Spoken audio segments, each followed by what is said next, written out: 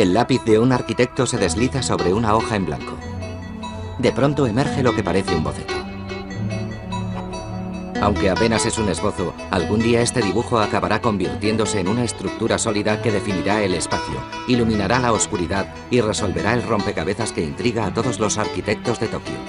¿Cómo crear sensación de amplitud allí donde ésta no se concibe? Aquí todo diseño está enfocado a crear un efecto visual, de manera que se pueda sentir el volumen.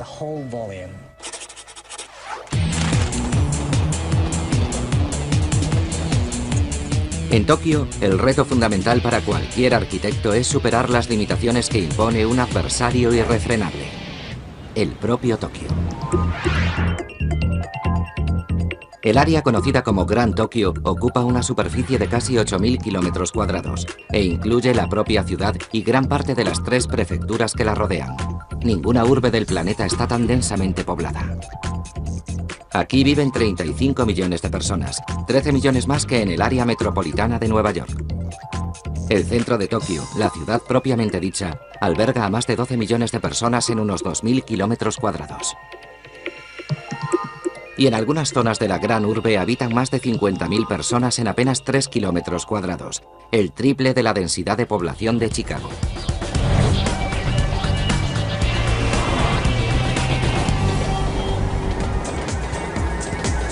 Debido a esta circunstancia, los habitantes de Tokio han tenido que adecuarse a la vida en espacios reducidos.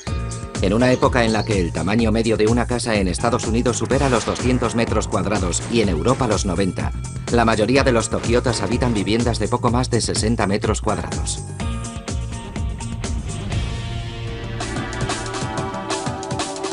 Pero una nueva generación de arquitectos está revolucionando la concepción del espacio, transformando lugares pequeños en viviendas originales y confortables. Los espacios reducidos plantean problemas prácticos y a menudo los arquitectos japoneses los resuelven de manera muy ingeniosa, como por ejemplo jugando con la luz. La proyección de la luz natural puede hacer que una casa pequeña parezca más grande, como le ocurre a este edificio panzudo conocido como Penguin House, Casa Pingüino.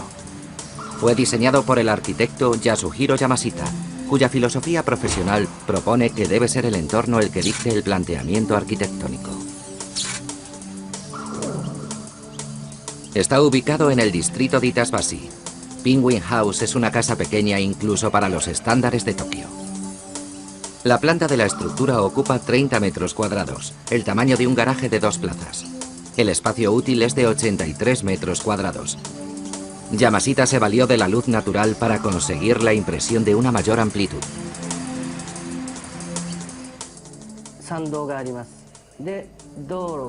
Este es el callejón. La calle está aquí y la parcela aquí. He utilizado una idea muy simple. He construido 4 paredes, pero les he quitado las esquinas. La luz entra por esas esquinas, que son muy luminosas, por otra parte. Colocando una vitrina de cristal sobre ellas, he creado una superficie por donde penetra la luz, la cual además permite ver el exterior. Pero esa hábil manipulación de la luz fue solo el punto de partida para este prestigioso arquitecto. Yamashita además ha conseguido que las habitaciones parezcan más grandes prolongando las líneas de perspectiva. El diseño de la escalera permite una visión del espacio que hay más allá de ella. Además, el mostrador de la cocina flota sobre el hueco de la propia escalera, utilizando un espacio que normalmente se desaprovecharía. La estructura no se apoya sobre nada visible, con lo que se crea una impresión de ligereza en el ambiente. La amplitud interior de Penguin House es una ilusión. Ninguna de sus habitaciones tiene más de 18 metros cuadrados. La entrada es muy estrecha, pero el techo es muy alto. Y eso crea la sensación de que un gran espacio abierto espera al que llega. Es como una bienvenida. Y aquí, en este rincón, hay un pequeño cuarto de baño. De hecho, el lugar es bastante reducido, pero como el techo es tan alto, parece más grande. Los humanos no tenemos la sensación de que una habitación sea pequeña si tiene un techo alto, y aquí hemos empleado esa lógica de varias maneras. Yamashita ha elevado o bajado los techos de todas las estancias dependiendo de la superficie de la planta de cada una de ellas. Cuanto más pequeña es la habitación, más alto es el techo. El recibidor tiene 6 metros de altura y está junto a un estudio de música cuyo techo alcanza solo los 2,5 metros. En la segunda planta hay un baño con 3 metros de altura junto a un dormitorio cuyo techo es visiblemente más bajo. Luz, altura y visibilidad. El lugar de la casa donde estos pequeños trucos para lograr amplitud se hacen más evidentes es en la planta superior, rodeada de ventanales. En la tercera planta de Penguin House hemos creado una estancia a la manera de una caja de luz. La luz penetra y se dispersa por el interior, desde donde también se puede ver el exterior, lo que amplía la perspectiva espacial. En ese sentido, esta caja de cristal te proporciona una sensación de amplitud.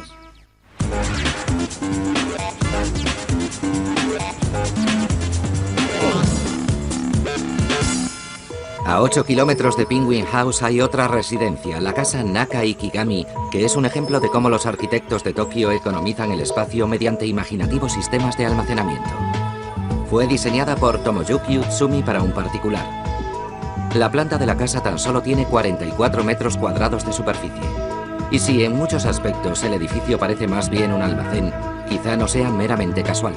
El elegante enfoque de Utsumi en cuanto al almacenamiento, ocultando casi todo a la vista, como estos armarios empotrados, es la mayor innovación que plantea.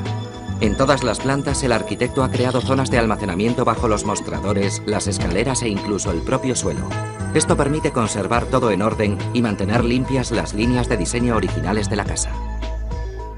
Al entrar descubres una pared con espacio para guardar enseres. De hecho, esta es la zona de almacenamiento principal de la casa. Y por supuesto, en este pasillo tan estrecho, solo se pueden usar puertas correderas. Azby Brown ha escrito mucho acerca de la arquitectura japonesa. Esta es la habitación del niño. Si miramos bajo de la cama, hallamos un ejemplo estupendo de lo que es un diseño compacto que se despliega y se transforma. Aquí está el escritorio, oculto, y debajo grandes cajoneras sobre ruedas que se deslizan y ofrecen mucho espacio para guardar cosas. Esto es un taburete, de hecho hay 3. Si vienen amigos pueden sentarse también, y de paso sirven como cajones. Si vamos subiendo hacia la luz, nos encontramos en una estancia grande y muy luminosa. El espacio donde se hace la vida es, principalmente, esta planta. La segunda planta de la casa es una gran habitación que transmite sensación de espacio. El arquitecto ha separado la cocina del salón-comedor mediante un sutil efecto visual. La estancia está dividida en 2 espacios sin necesidad de ninguna pared o barrera sólida, sino tan solo creando otro nivel. Es una técnica muy buena para distinguir ambientes cuando no se dispone de mucho espacio. El diseño del salón-comedor propicia la sensación de amplitud y de unidad. Muchos de nosotros habríamos considerado necesario separar el comedor de la zona de ocio, donde te reúnes con los amigos, como el salón, o el espacio más frecuentado por la familia, como la sala de estar, del despacho. En lugar de separar esos ámbitos, aquí hay solo un espacio multifuncional, que puede servir muy bien para todos esos propósitos, e incluso proporciona una mayor sensación de unidad a la familia. Las superficies blancas de las paredes también aportan sensación de amplitud. Todos los materiales son blancos, los suelos, las paredes, el techo, todo lo que hace que la luz natural se refleje de forma más fácil y que ilumine el entorno. La cocina quizás sea la parte más innovadora. Aquí tuvimos que emplear mucho ingenio, sobre todo porque los propietarios son muy aficionados a la gastronomía. Si te gusta celebrar grandes banquetes, necesitas sitio para guardar las vajillas, las copas y todo lo demás, y eso cabe perfectamente en este armario. Pero lo más curioso surge haciendo un pequeño movimiento.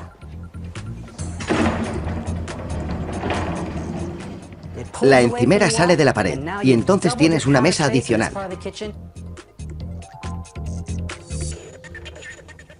Si en todas las casas suele faltar espacio para guardar enseres, en las casas japonesas el reto es aún mayor. Tradicionalmente, el hueco de la escalera ha sido muy útil en este sentido. Veamos qué ha ideado Tomoyuki Utsumi. Si abres esta puerta, puedes ver las escaleras. Utsumi simplemente proporciona un gran espacio abierto bajo ellas para guardar todo lo que quieras. Durante siglos, las casas japonesas han tenido el espacio de almacenamiento bajo el suelo. Y aquí hay un pequeño ejemplo. Es un armario muy curioso. La casa tiene muy pocas ventanas, ya que debido a la proximidad de los edificios vecinos, las vistas habrían sido escasas. En su lugar, el arquitecto ha diseñado un gran tragaluz que ocupa toda una esquina de la casa y asciende hasta el techo, iluminando el dormitorio. Así que hay una enorme abertura por la que entra la luz del sol, dando vida a la casa. Lo que proporciona más satisfacción a su propietario, Takashi Kamada, es la sensación de amplitud. El primer piso es el de los niños, el segundo el mío y el tercero el de mi mujer. Estamos en niveles diferentes, pero todos juntos, y eso es maravilloso. No todos los habitantes de Tokio disponen del dinero ni del tiempo suficientes para construirse una casa a medida como esta. Para esas personas hay otra opción.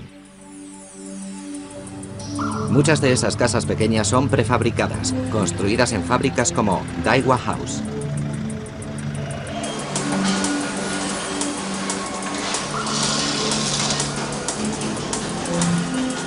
Daiwa construye el 18% de las casas nuevas en Japón. Una casa prefabricada como esta puede costar un 20% menos que una vivienda convencional. Los modelos más pequeños de Daiwa tienen menos de 70 metros cuadrados y cuestan unos 95.000 euros. Podemos reducir costes y construir más deprisa, y podemos ofrecer más calidad porque controlamos directamente el proceso de fabricación. Una vez que se han construido los cimientos empleando materiales sólidos, se monta la estructura de postes prefabricados y vigas de acero, así como los paneles de las paredes. En solo un día sellan la casa con un cobertor impermeable. Instalar los elementos interiores lleva como mucho 3 meses. Puede que lo más llamativo de Daiwa sea que cada uno de los 69 diseños que oferta respeta la sensibilidad e idiosincrasia arquitectónica de su creador, Edward Suzuki. La principal premisa del diseñador es incorporar parte del exterior al interior de la casa, en unos diseños que Daiwa ha bautizado como Casa Sebi. En otras palabras, hay un exterior en el interior de la casa. Recurro a una palabra, shatkei, que significa que tomamos prestado el paisaje, el entorno. Pero por desgracia, en estos días, sobre todo en zonas urbanas residenciales, no podemos lograr ese efecto shatkei. Para empezar, porque los alrededores no son visualmente bonitos. Suzuki superó este desafío creando un atrio de casi 9 metros cuadrados en cada una de las plantas de esta vivienda de 110 metros cuadrados. Aunque esto reducía la superficie del suelo en un 16%, creaba una caja de luz en cada planta, en este caso usando bambú. Esta es su versión personal del famoso menos es más. Se puede crear todo un paisaje en un espacio de 3×3. Además de incorporar el exterior a sus diseños interiores, Suzuki evitó segmentar el espacio creando demasiadas habitaciones. En lugar de eso, eligió aprovechar la superficie del suelo, creando estancias multifuncionales. Estoy intentando que la casa parezca más espaciosa de lo que es en realidad, combinando en una sola estancia la sala de estar, el comedor y la cocina. A veces, 2 pisos se pueden combinar como si fueran una sola habitación tridimensional. Lo que se necesita es potenciar la amplitud de cada habitación, la voluptuosidad de cada estancia, en lugar de muchos espacios pequeños. Tratando de ampliar los espacios limitados, los arquitectos tokiotas también están ampliando los límites de sus diseños.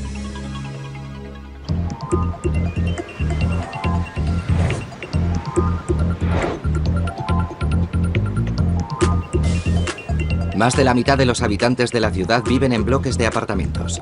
Algunos de estos edificios, como los que vemos, son llamados mansiones. El término parece inapropiado, pero responde a una cuestión de marketing, el deseo de evocar el espacio del que evidentemente carecen la mayoría de los apartamentos en Tokio.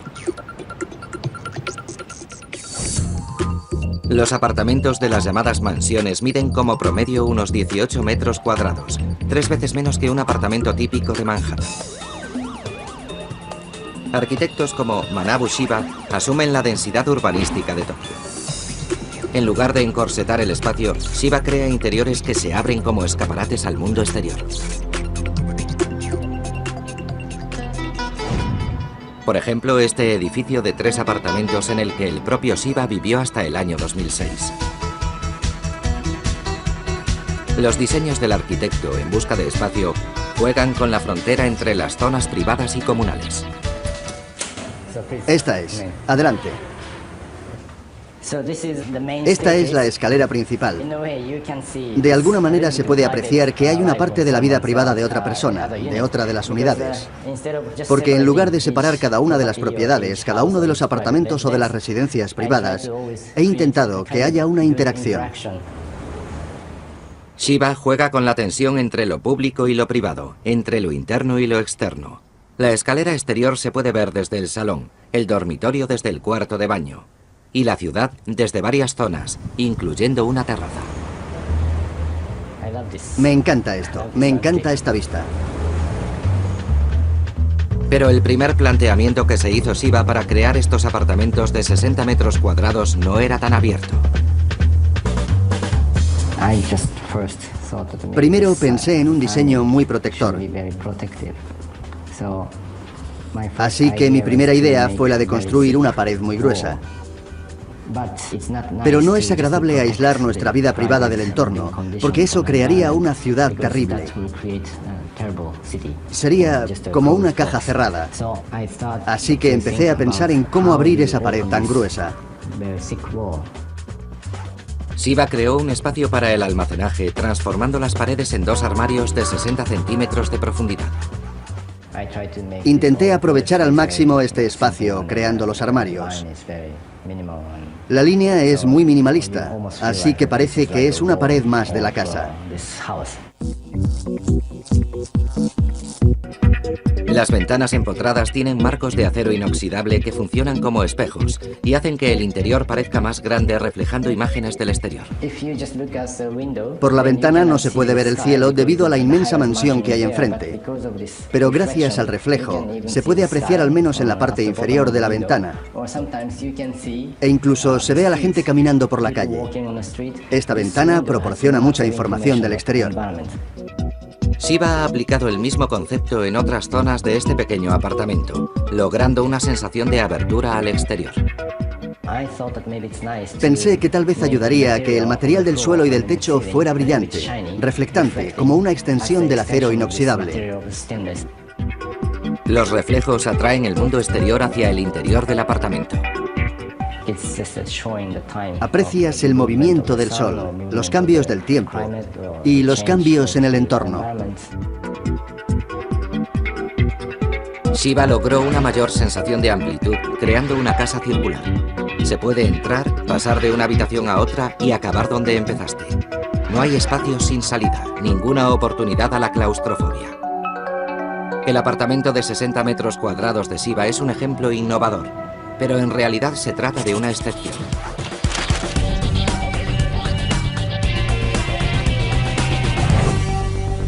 La mayoría de los apartamentos de Tokio deben ser funcionales y confortables, contando con la mitad de espacio. Como la morada de la ilustradora Laura Estaño, que se mudó a Japón desde Venezuela en el año 2003. Por su apartamento, en la zona de Shimokitasa, paga un alquiler mensual de 86.000 yenes, unos 700 euros.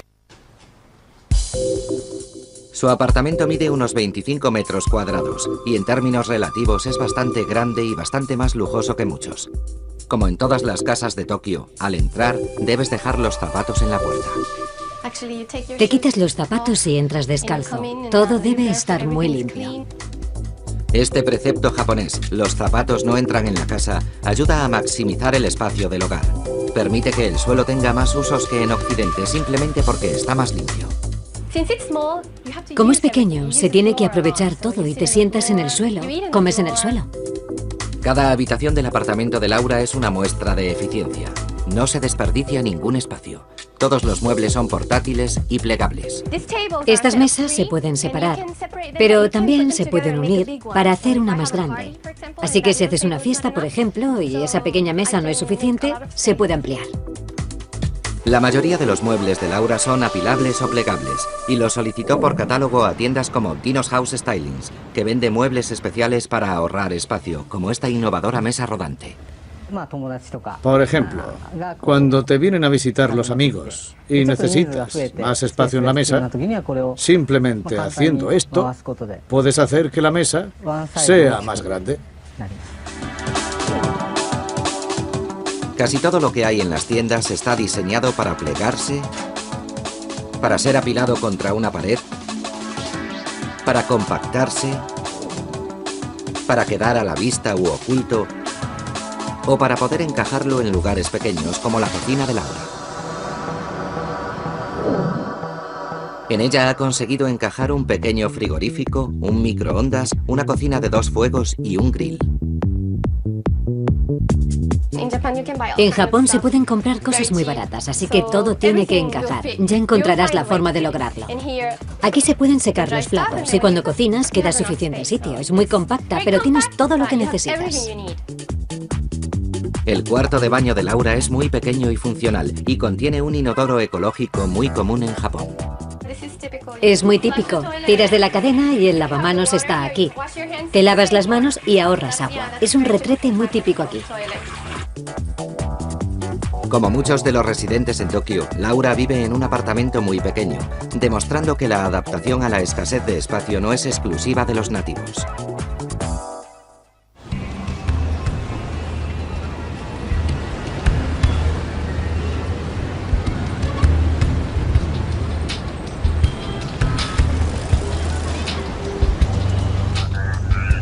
En la capital nipona existe una alternativa más barata a las omnipresentes mansiones de cemento que perfilan el paisaje. Esta vivienda de bajo precio y construida en madera es una reminiscencia de la Segunda Guerra Mundial, cuando la ciudad fue bombardeada y luego reconstruida a bajo coste. Les mostraré el interior. Síganme. Shin Ikeda trabaja para la Compañía del Agua. Convive en este edificio de apartamentos con otros 5 inquilinos. Aquí es donde dejamos los zapatos y aquí es donde dejamos el correo.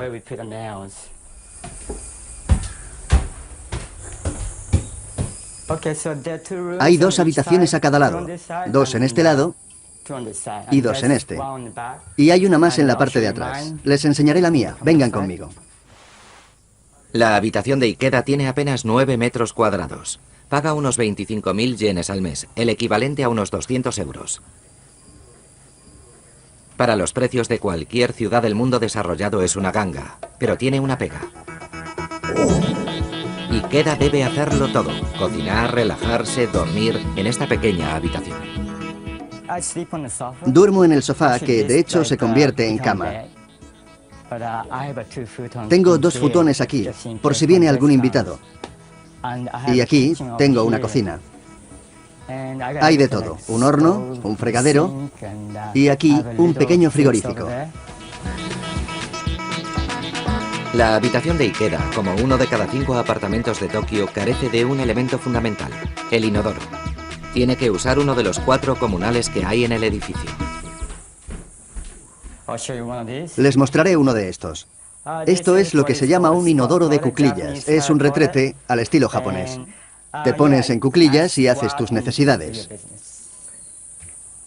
Tampoco hay bañeras o duchas en estos rudimentarios apartamentos. Así que para asearse, Ikeda, como millones de sus conciudadanos, acude regularmente a uno de los 1100 baños públicos o sento que hay en Tokio.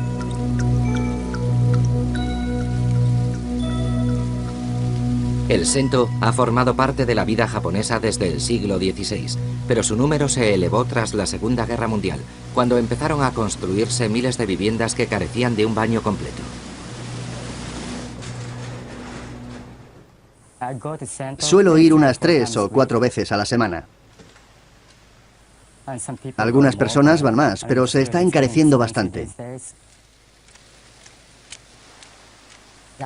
Se supone que primero tienes que lavarte el cuerpo y después ir al baño, porque si estás muy sucio, ensuciarás también el agua. La mayoría de los sento tienen varias piscinas a diferentes temperaturas.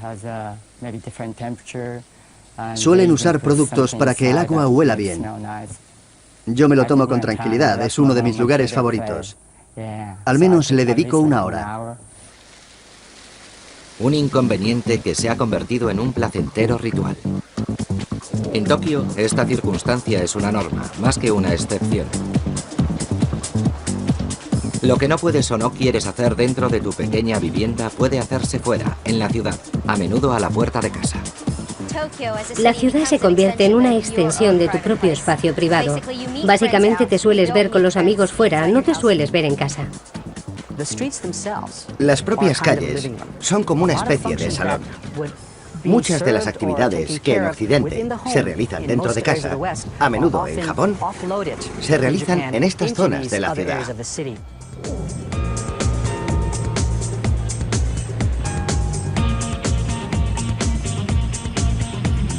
El almacenamiento se traslada a las 3 millones de máquinas dispensadoras que hay por las calles de Tokio. Venden de todo, desde camisetas a paraguas, libros, lencería e incluso pornografía. En verano hace mucho calor y en invierno mucho frío, y en las máquinas dispensadoras puedes comprar tanto bebidas frías como calientes. Así que si es invierno y estás congelado y quieres una sopa de maíz caliente, puedes conseguirla en una de las máquinas dispensadoras, son muy prácticas. Hay una máquina por cada 11 habitantes, una proporción 4 veces superior que en Estados Unidos.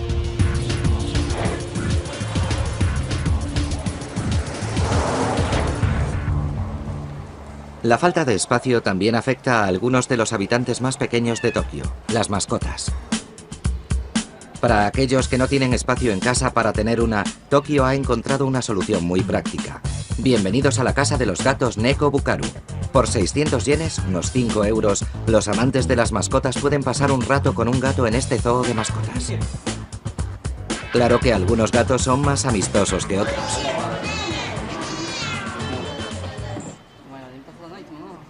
Lo más probable es que alguno de los más de 20 felinos que hay aquí, de varios colores, tamaños y razas, le ofrezca una bienvenida más cálida que esta. Siempre hay alguno que está deseando jugar, o al menos posar para una foto.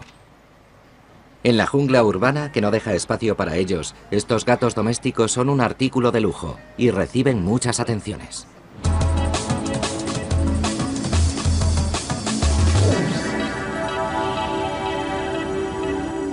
En Tokio, la escasez de espacio ha hecho que los coches sean también un artículo de lujo.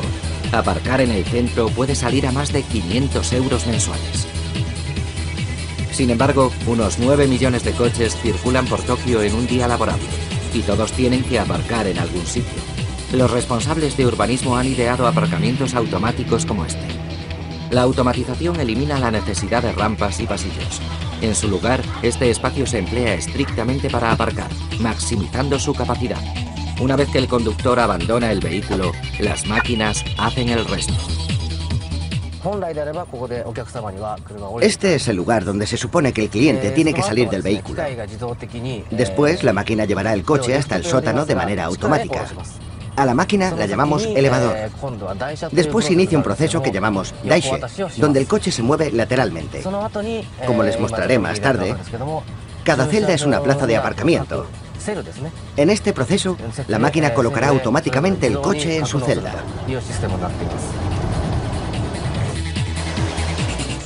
Este parking de 4 plantas tiene espacio para 650 coches.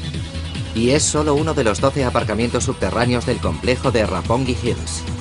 Dicho complejo es un espacio que incluye oficinas, apartamentos, museos, tiendas y restaurantes, y recibe a unas 150.000 personas cada día. Como saben, contamos con un espacio muy limitado y queremos maximizarlo. Así que utilizamos este sistema de parking automatizado, que representa el 70% de todas nuestras plazas de garaje. En cuanto deja el automóvil, ya puede usted empezar a disfrutar de la noche.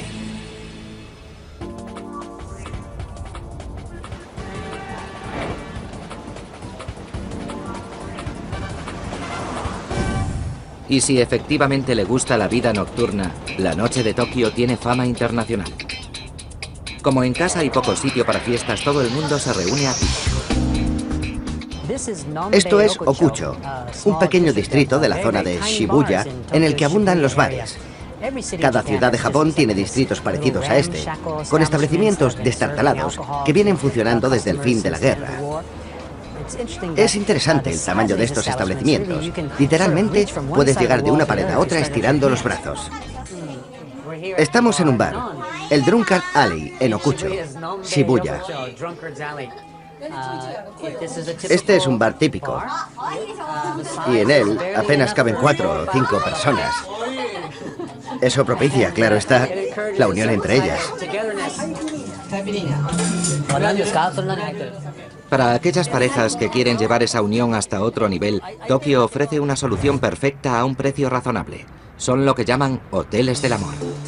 ¿Y por qué no practican el sexo en casa? Para muchas parejas las oportunidades son muy limitadas. La falta de espacio conlleva falta de intimidad. Los japoneses no tienen problemas con el sexo en sí, pero les preocupan mucho las apariencias. Por ejemplo, ser vistos por sus vecinos o incluso por desconocidos en ciertas circunstancias. Así que la privacidad es muy importante para ellos. Y los hoteles del amor llegan a límites insospechados. La entrada debe ser muy discreta, así que solo hay una oculta tras un muro que da a una calle inmediata para salir hacia ella cuanto antes. Cuando entras, un panel te muestra fotografías de las habitaciones. Entonces pulsas sobre la que te gusta y ya está.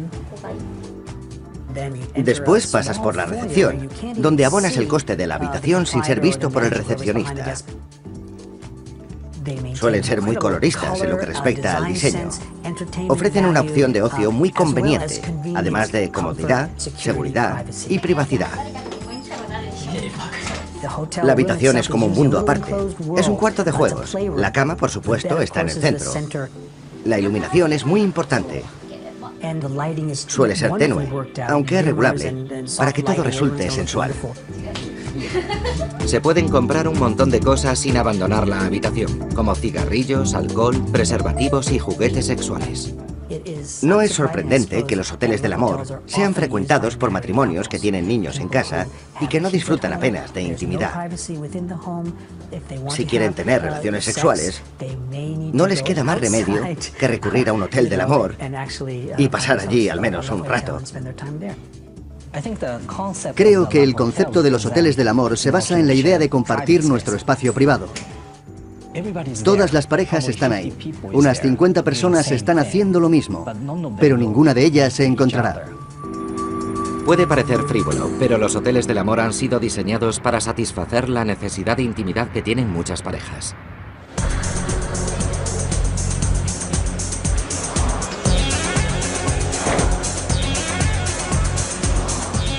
Por la noche, Tokio mantiene una vitalidad que podría hacer creer que uno se encuentra en Las Vegas o en Manhattan.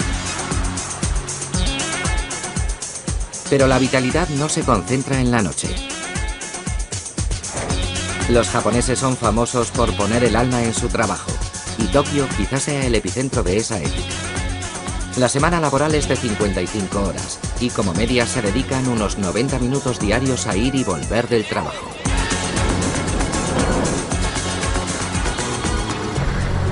Al final de una larga jornada, un hombre de negocios demasiado cansado como para desplazarse hasta casa tiene otra opción.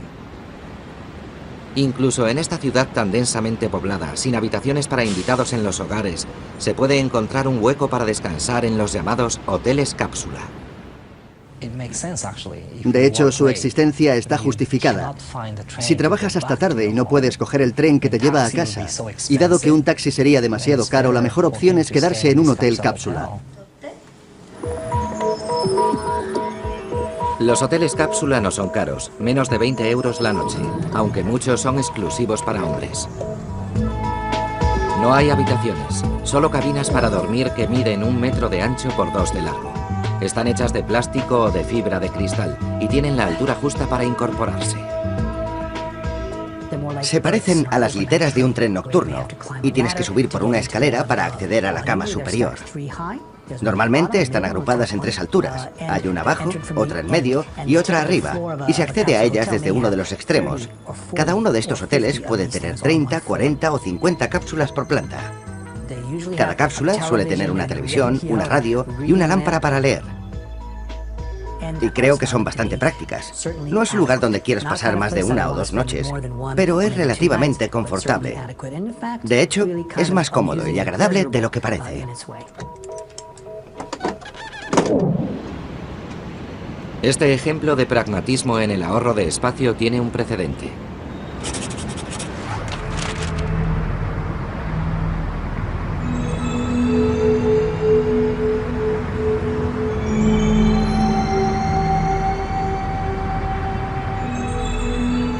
En En 1972, el arquitecto Kiso Kurokawa vio construida su torre cápsula de Nakagin, en el distrito Ginza, en Tokio.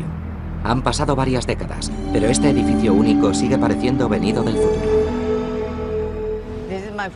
Ese fue mi primer edificio con cápsulas. Después he hecho más edificios parecidos en otros lugares. Cada una de estas 140 unidades fueron prefabricadas, colocadas en su lugar mediante una grúa y después atornilladas a una estructura metálica central con 4 tuercas de alta seguridad. En Tokio, cuando la vida media de un edificio era tan solo de 25 años, Kurokawa diseñó una estructura en la que las cápsulas podían quitarse y reemplazarse por otras. Se puede decir que era un edificio reciclable.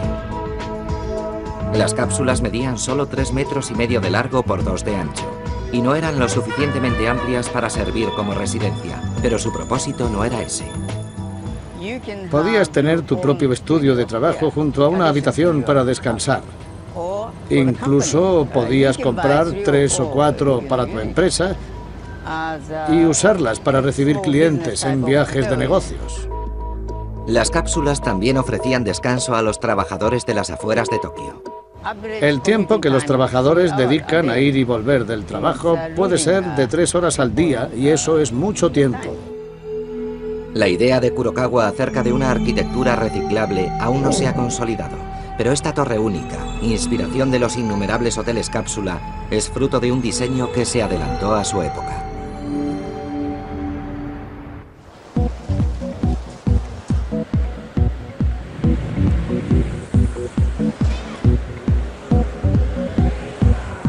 Los responsables de urbanismo están pensando constantemente en el trazado de las calles de Tokio, utilizando nuevas parcelas de un suelo muy valioso, demandado para el desarrollo de la ciudad. El realineamiento de esta intersección creó un espacio que supuso un desafío muy alentador para los arquitectos británicos Mark Dyson y Astrid Klein. Un cliente nos dijo que tenía un pequeño solar y nos pidió que lo viéramos. Nos dio un mapa para encontrarlo y aún así no pudimos dar con él. ¿Dónde estaba el solar? Resultó que yo estaba sobre él, era parte del pavimento. El terreno solo medía 2,40 metros en el lado más ancho, 11 metros de largo y 600 milímetros en el extremo más estrecho. Su único valor es que era un lugar muy visible, en una intersección entre calles, y podía convertirse en un punto de referencia. El exterior muestra un diseño que simula plantas de bambú y proporciona luz y visibilidad. Los posibles inquilinos deben saber que esa capa se puede quitar, es solo una película adherida y se puede sustituir por otra. Como la fachada es un mural, los arquitectos bautizaron a su creación como Billboard Building, edificio cartelera. Mide 2,40 metros en uno de los lados y este se prolonga en rectángulo por casi 11 metros. Entonces, una diagonal lo corta reduciendo la anchura a 600 milímetros, solo 600 milímetros. En este pequeño hueco, los arquitectos Clay y Dyson levantaron un cartel de 2 pisos. La estructura tiene un arco de acero en el lateral que da paso a un inmenso cristal que hace de fachada. Como se trata de una serie de unidades prefabricadas, los trabajadores pudieron levantar la estructura en unas horas. Poco después de que el edificio estuviera terminado, atrajo a una inquilina. Cuando estuve frente a este edificio por primera vez, nunca imaginé que alguna vez vería sus paredes interiores pintadas con mi color favorito, el verde. Si decidí abrir mi propia tienda fue porque esta propiedad estaba disponible. Pero no todo el desarrollo urbanístico de la ciudad se ejecuta con tanta elegancia. Para un forastero, Tokio puede parecer destartalado. Un cajón desastre donde lo viejo, lo nuevo, lo feo, lo bonito, lo comercial, lo residencial, todo se amontona en una misma zona. La escasez de espacio ha generado un sinfín de estructuras multifuncionales, dando lugar a los llamados edificios híbridos. No sería ningún disparate decir que prácticamente todos los edificios del centro de las grandes ciudades japonesas se pueden considerar híbridos. Raramente se encuentran edificios que sirvan a una sola finalidad.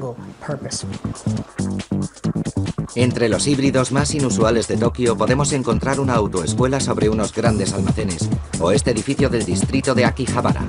Incluye un restaurante, tiendas y una zona de oficinas, todo apiñado bajo el viaducto del tren. Aparentemente esta carretera no tiene nada de particular. Parece el típico túnel bajo el que pasa una carretera, pero encima hay un cementerio. Puede que sea casualidad o quizá fuese diseñado así, pero sea cual sea la razón, resulta un espacio urbano único.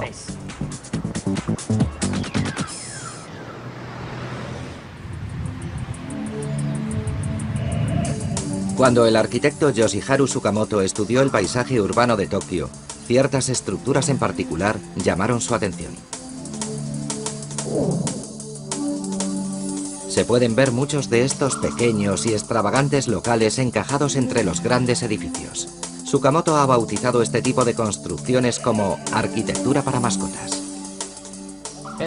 La arquitectura para mascotas define edificios un poco más grandes que una casa para perros, pero algo más pequeños que una granja para conejos, que es como describió peyorativamente las casas japonesas un ministro francés.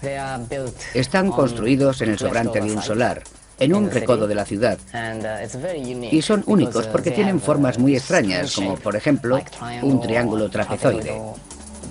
Los edificios para mascotas son las estructuras independientes más pequeñas de Tokio. Son baratas, fáciles de construir y muy funcionales. En estas estructuras se aprovecha todo el espacio, por pequeño que sea. Suelen ser edificios desvencijados. No se trata de bellas construcciones, ni de productos de alto valor cultural. Tsukamoto y su socio, Momoyo Kagima, quedaron tan fascinados por la arquitectura para mascotas de Tokio que publicaron una guía sobre estos edificios en el año 2002. Nos mostró algunos de sus ejemplos favoritos. Mirad. Precioso. Me encanta. La primera parada es este edificio a la izquierda de la escalera que apenas se ve. Es poco más grande que el portal que le da entrada. De hecho, solo tiene 1,22 metros de ancho por 10 metros de profundidad. Es la oficina de una pequeña empresa inmobiliaria. Y está aprovechada al máximo, porque como el japonés se escribe de arriba abajo, tiene un cartel vertical.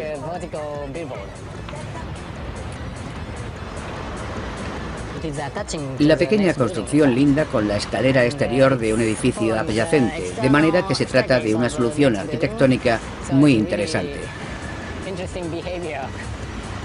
Parecen dos pequeños animales que se han apretujado en las rocas de la costa. Sí.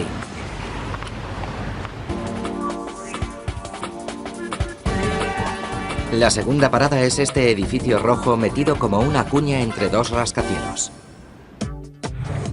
En esta pequeña tienda triangular venden sellos de goma.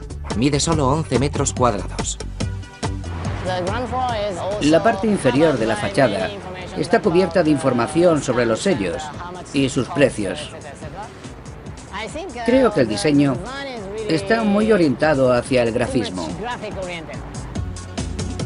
Un triunfo de la estética. Estos pequeños edificios junto a otros gigantes inspiran vitalidad, porque parecen existir contra todo pronóstico. Pero una nueva técnica está revolucionando el aprovechamiento del espacio. Esto puede parecer un aparcamiento convencional, pero en realidad es la plataforma de un nuevo espacio urbano.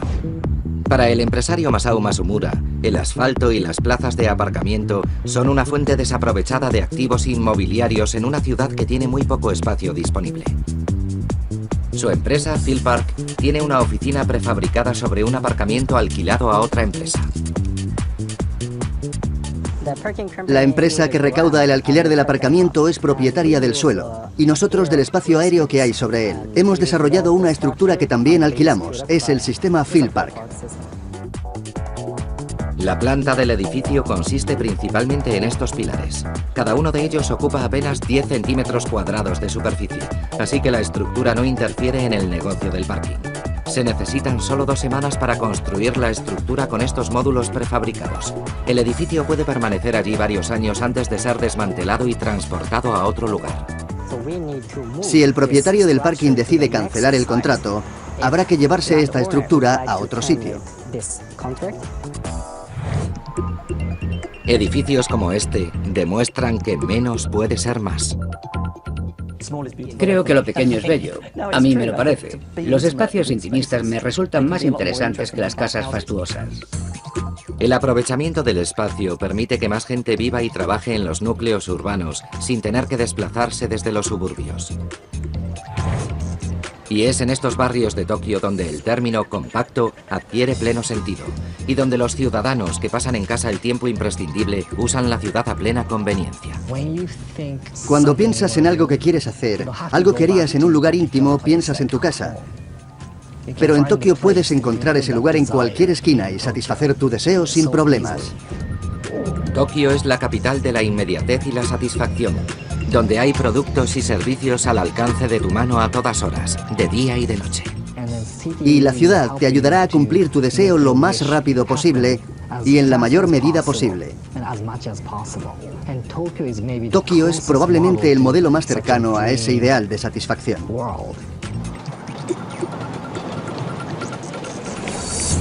En Tokio, lo pequeño puede ser práctico y bello, e incluso servir como modo de expresión. A veces también puede ser fruto del abarrotamiento y el desorden. Pero vivir en pequeño, tanto dentro como fuera de casa, puede hacer que nos sintamos más unidos.